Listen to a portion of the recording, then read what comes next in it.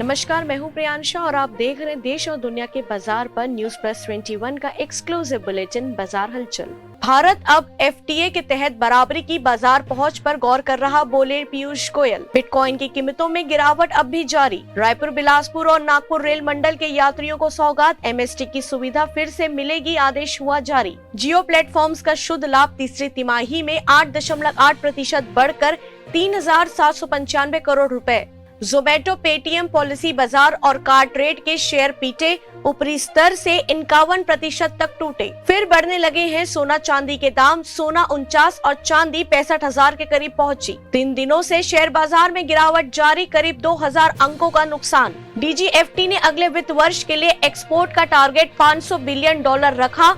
Global trade में बढ़ा दबदबा। इंस्टाग्राम यूजर्स को हर महीने 73 रुपए देने होंगे। कंटेंट क्रिएटर्स की हो सकती है कमाई। अडानी ग्रुप उतर सकता है इलेक्ट्रिक व्हीकल सेक्टर में, ट्रेडमार्क हुआ रजिस्टर्ड।